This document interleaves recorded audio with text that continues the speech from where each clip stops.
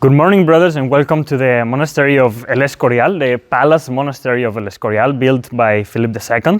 And after going into the chapel and praying a little bit, now we are gonna show you this beautiful painting by El Greco. El Greco, as you know, was born in Greece, and that's hence his name, El Greco. And then he moved to Italy, where in Venice, he learned how to paint in the Tizian style and Tintoretto. And at some point he moved to Spain and started working there. And a little bit after that, the king needed help to do some paintings in the chapel of El Escorial that we just visited.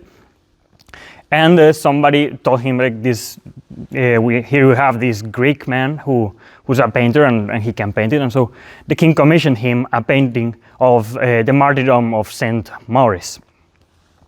And here you can see St Maurice is here, the most prominent figure. At his left is Saint Eusperius. He's the one with the flag. And then in front, at his right is Saint James the Lesser, who is the one who converted the Theban legion to Christianity. Now, let's see the composition. We have at the very front St. Maurice with his generals and his soldiers. Then at the left, upper left, we have what's called El Rompimiento de Gloria, the breaking of glory. That's very classical of El Greco. And we can see the contrast between the sky, the normal sky that's directly above the characters' heads, and the heavenly sky, the heavens that open to receive the souls of the martyrs. Right at the right of the painting, in the very back, we have the martyrdom.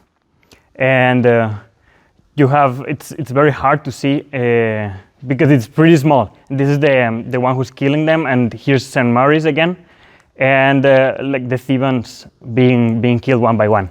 Why did he commission this painting, the king?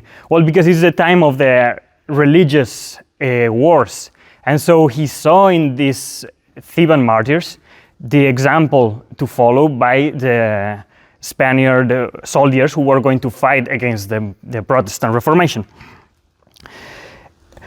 But this painting is not in the chapel. And you may ask, why? Well, first of all, one of the main reasons is that the style of El Greco is, as you've seen, very striking. It's very different from everything else that was seen in that time. You have these elongated figures that are more or less fantastical, especially in the heavens, and they are kind of more beautiful than what they should be.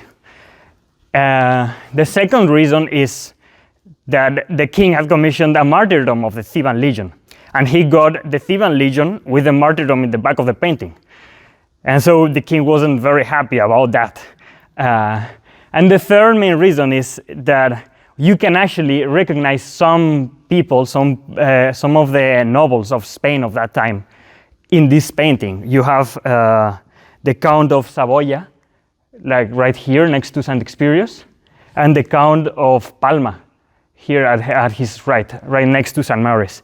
And that's another thing that the king didn't like, because he said, I'm gonna pray to the chapel, and then I'm gonna see the face of the counts there, and how am I gonna be able to pray in front of them? And so the painting was actually stored in one of the storages of the palace, and it's until very recently that it has been displayed again in the Museum of El Escorial, right there.